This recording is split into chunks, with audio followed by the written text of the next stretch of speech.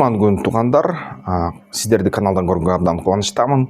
Кішіне ошо экономиканы қарап көрөйлү. Дүйнөлүк банктын статистикасы шықты. Бирок Дүйнөлүк банктын статистикасы ошо көбүнчө 24 жылга чейин барып такалат экен. Андай болсо да ушул статистика боюнча Кыргыз мамлекетибиз кандай деңгээлге жетип калды экен, негизги ушул көрсөткүчтөр боюнча көз жүгүртөлүк. Андан 25-жыл ушул 26-жылдын аягына чыгат. Ошондо 25-жылды да карайбыз. Албетте графиктерде 25-жылда камтылган. Негизи ошо биздин жалпы экономикалык жаңылыктар аябай көп, биздин массалык маалымат каражаттарда айтылып калды. Көрсөткүчтөр жаман эмес, бирок бул жолу биз деген ошол дал баягы башка бир кээ бир индикаторлорду карайлы. Анда эмесе баштайлы. Андай эмесе ошо жалпы биздин мамлекетибиздин көрсөткүчтөрүн карасак, кандай эмне болуп жатат? Жалпы эл саныбыз 24 жылдын акыркысы менен такталган маалыматты 7.224.614 ошо 224.614 киши болду дейт. Бул абдан жакшы. Жалпы мамлекеттик биздин ички дүн продуктубуз 24 жылдын кайра маалыматы, Дүйнөлүк банктын маалыматы 17,5 миллиард доллар болду. Жана кескин өсүү акыркы 5 жылда болду. Бул тастыкталып жатат, бир нече жолу текшерилген. Башка өлкөлөр менен эгерде ошо салыштырсак, биздин мамлекет ким менен ошо теңдеш. Көбүнчө Бруней, Палестина, Сирия менен, Камбоджа менен ушундай теңдешкен да. Бирок дүйнө жүзү боюнча ошо Индияда эң чоң ушундай ички дүн продукт боюнча, ички ВНП деп коет, улуттук продукттун көлөмү боюнча ошо өлкөлөр алдыда да бүгүнкү күнү. Эгерде ошо жумушчу күч катышуу боюнча маалыматты карасак, 24 жылда ошол 69,38% эл бизде катышат экен экономикага. Бул көрсөткүч бир аз азайды. Негедир ошол элибиз баягы улгаган адамдар каралып кетсе керек. 95 жылдар менен эгерде салыштырганда, 2013 менен салыштырганда бизде бир аз азайды дейт да, ошо 69%га чейин түштү дейт. 95 жылдарда ошо 70-80%га чейин жетип калган болчу дейт. Жана жалпы башка мамлекеттер менен салыштырсак, биз кайсы мамлекеттер менен ушундай теңдеш болуп калабыз. Мисалы үчүн ошол кайра эле Бруней дейт, Индия, Малайзия менен ошо көрсөткүч боюнча бирдей болуп калабыз да, же Хонконг менен. Жана эгерде ошо биздин алкоголдуу ичимдик ичүүнү боюнча эгерде рейтингди карасак, Кыргызстанда бүгүнкү күнү ошо 20-жылы акыркы жолу текшерилиптир. Бизде 3,63 литр ар бир адам ичет экен статистика боюнча, ичкен адамдар статистикасы да. Бирок акыркы жылдары график боюнча карасак, ошол 2005-жылы көп ичиптир элибиз, 2013-жылы аябай көп ичиптир да аракты элибиз. Анан 2020-жылга карай ошол ичимдик ичүү кескин азайыптыр да. Бул деген жакшы нерсе. Кыргызстанда бизде арак ичүү азайып жатат дегени билдирет, бирок дагы эле жылына ошол 3-4 литр ичип койт экен элибиз жалпысына бөлгөндө.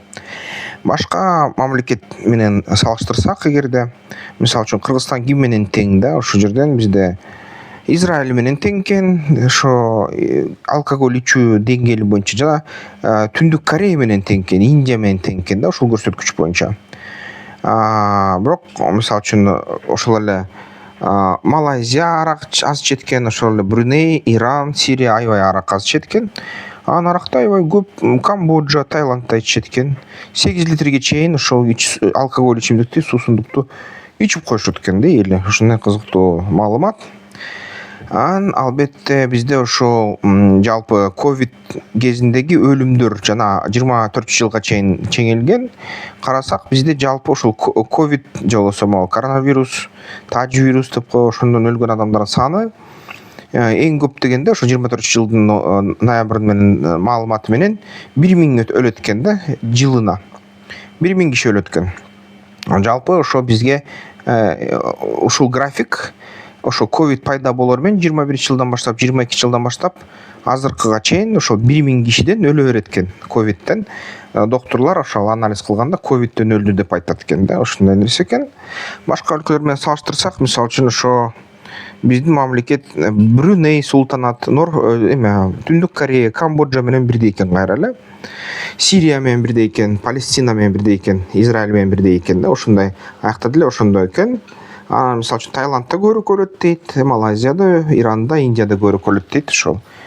Мисалы үчүн Индияда эң көп өлөт экен 500 000 кишиге чейин ошо өлүп турат экен да жыл сайын ушундай Индияда.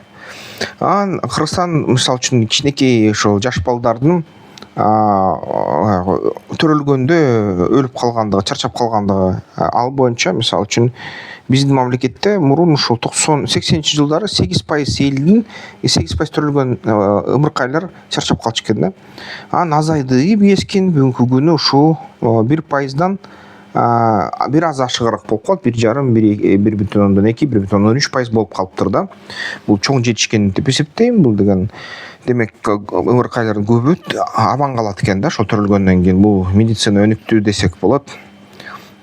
Мисалы үчүн эгерде башка өлкөлөр менен салыштырсак, мисалы үчүн биздин мамлекет бүгүнкү күнү ушу кайра эле ошол Камбоджадан азыраак өлөт экен, Израилден көбүрөөк, Малайзиядан ошол көбүрөөк, бир эле деңгээлде Түндүк Корея жана ошол Палестина территориясы менен. Бирок албетте Ирандан көбүрөөк, Брунейден көбүрөөк, Таиланддан көбүрөөк өлөт экен, бирок ошол өлкөлөрдө азыраак өлөт экен. Эң чоң көрсөткүч бүгүнкү күнү кайра эле Индияда, Сирияда да ушул ымыркайлар ошол жерден көп өлүшөт экен. Кызыгы ошо геноцид болуп, согуш болгон Палестинада эми бул 24-жылынын маалыматы чөлөк окшойт. Ошол балдар өлүмдө жаңы төрөлгөн ымыркайлардын чарчап калгандыгы Кыргызстандыкы менен эле тең экен да. Ошол таң калтырат. Дагы ошол эгерде Кыргызстандын канча жашка чейин ар бир адам жашайт орто чен менен деп эсептегенде, мисалы үчүн ошо Кыргызстанда 23 жылдын маалыматы менен 72,2 жашка чейин ар бир адам жашай алат деген орто чен менен алганда ушундай маалымат бар экен да. Албетте эркеги да, аялы да. Анан дагы ошол жашоонун узактыгы өсө баштаптыр. Мисалы үчүн эгерде мурун ошо 55 жыл деп айтылса, 55 жылда өлсө адамдар 1970 жылдары, 90-жылдары ошо 63 жашта өлүп калса, көбүсү бизде азыр 72 жашка чейин жетип калыптыр. 72 жылга чейин жашашат экен орто ченде адамдар. Жана ушунун бир аз жашообуз узарыптыр, туугандар. Бул аябай жакшы маалымат деп эсептейм. Башка өлкөлөр менен салыштырганда эми жалпы дүйнө менен, азиялык дүйнө менен кичине бирдей экен. Ошо Түндүк Корея, Сирия, Индия, Камбоджа, Бруней, Таиланд, Малайзияда, Иранда бирдей эле ушундай жашоо экен да. Бирок Израилде кичине 80 жылга чейин жашашат экен. Гонконгдо эң көп ушу 80 жылдан ашып ушуну жашашат экен да элдер. Узагыраак экен алардын жашоосу. Гонконг байды негизи. Анан ошол 5тен жашы ашкан балдардын арыктыгы жана ошол мындай тамак жебей, витамин албай, мындай куурагандыгы ушундай да рейтинг бар экен. 23 жылга чейин ченелиптир биздин өлкө боюнча. Чынын айтса 2010-жылы ошол өтө түшүп кеткен дейт. Ушундай пайыз азыр 3%га чейин жетип калыптыр. Бул кичине туура эмес көрүнүш деп эсептейм. Ошол 2005-жылы бийик болуптур, 3төн ашыптыр. 2010-дан 2015-ге чейин ошол аябай көп бизде өсүптүр. Ушундай баягы 5 жашка чейин жаш балдардын, ошол наристелердин ушундай баягы жеткинчектердин эмеси да арык болгондугу, тамак жетишпегендиги. Анан азыр кайра өсүп атат дейт. Ушу 20-жылдан баштап акыркы 3 жылдын ичинде кайра ушул нерсе өсүп жатат кескин. Бул эмнени билдирет? Ата-энелер таттуу берип атып, витаминдерди бербейт окшойт. Жакшы мындай тоюмдуу кандайдыр бир пайдалуу тамактарды бербей жатат окшойт да. Ошол нерсе ушуну көрсөтүп жатат. Балким бул жерден мамлекеттик пропаганда керекпи, ошол жаш балдарга кант бербегиле, кола бербегиле деген эмесе ошо кантка тоюп алып, анан тамак жебей ушу кичине арык начар ден соокта болуп атышат да 5 жаштагы ушу кичи балдар. Башка өлкөлөр менен салыштырсак, кайра эле Кыргыз мамлекетибиз Ирандан бир аз ылдыйраак бул пайыздык, бул жакшы деген нерсе. Иранда көбүрөөк экен. Бирок Бруней, Түндүк Корея жана Палестина территориясынан өйдөрөөк экен да. Палестинада демек ошо арыктаган балдардын саны азыраак деген маалымат берип атат да. Ошол нерсе таң калыштуу да.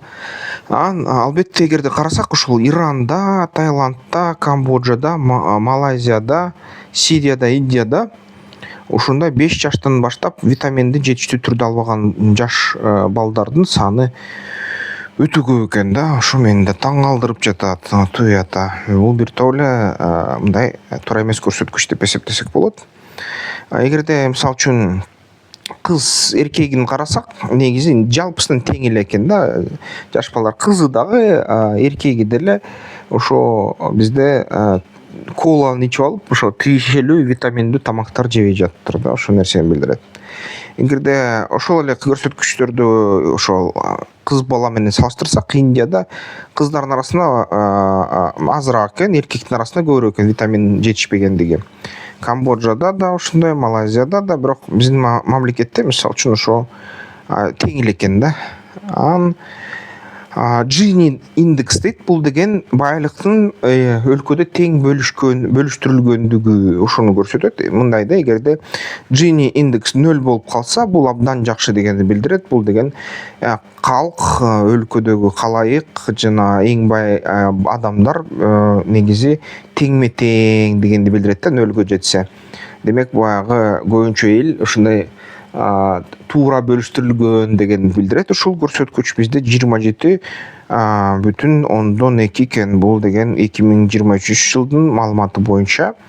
Бир кездерде 2000 жылдары ошол байлар, кедейлер ортосундагы бөлүнгөндүк 50 деген мындай коэффициентке жетиптир. Бул эмнени билдирет? Бул деген чаңырган, чириген байлар көбүрөөк, аябай мындай кедейлер мындай азыраак акча алып жатышат жана ошол байлардын саны кичинекей, бүт байлык алардын колунда, мындай жөнөкөй калайыкта акчанын көлөмү өтө аз дегенди билдирчү да. Анан эми азыр болсо эми жаман эмес көрсөткүч, бирок акыркы ошол жылдары 2000 жылдан баштап 2020-23 жылга чейин бирдей эле келатат бир аз.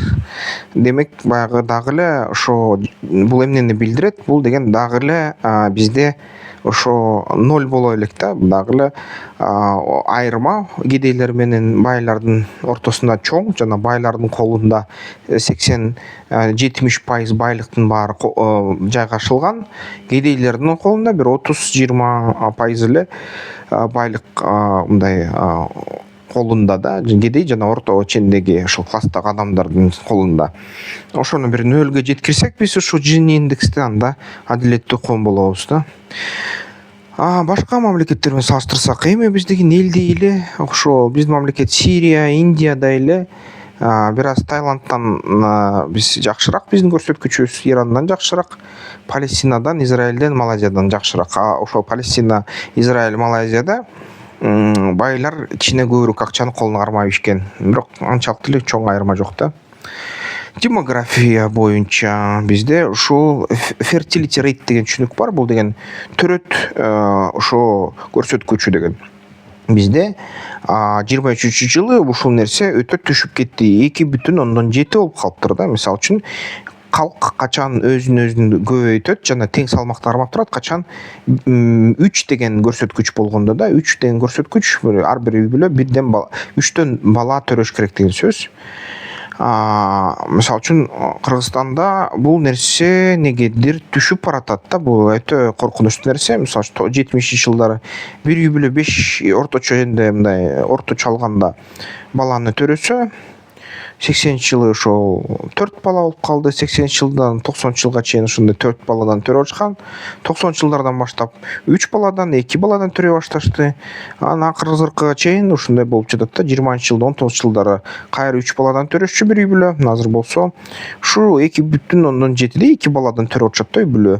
Бул деген Европа өлкөсүнөн көп, Казакстандан көп, бирок Өзбекстандан аз, жана башка ошол дүйнө жүзүндөгү ошол араб өлкөлөрүнөн, Латин Америкалык өлкөлөрдөн аз. Бул мындай кооптондурчу көрсөткүч, буга өтө көңүл болуш керек да. Башка өлкөлөрдү карасак, ошо албетте эң көп баланы төрөгөн жерлер бул палестиналыктар, Израиль, Сирия. Биздин өлкө ошо Сирия, Израиль менен Камбоджадай бирдей экен.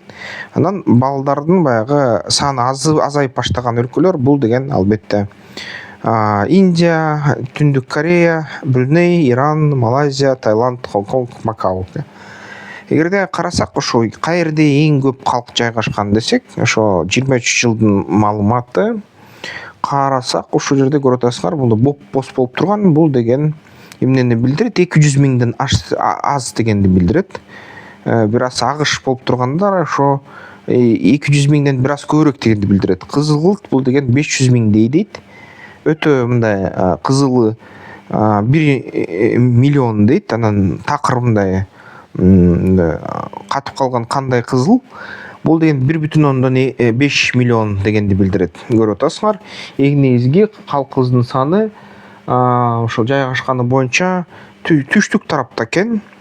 Ошто 1,46 миллион дейт. Жалал-Абад регионунда 1,31 миллион дейт ошол кездеги маалымат боюнча. Чүйдө 1 миллион, Баткенде 1,5 миллион да, мындан айтканда. Ал эми эгерде карасак, ошо биздин Нарын регионунда аякта 300 миңдей да, калгандар 200 миңден аз. Ошо туугандар аз экенбиз, кирас.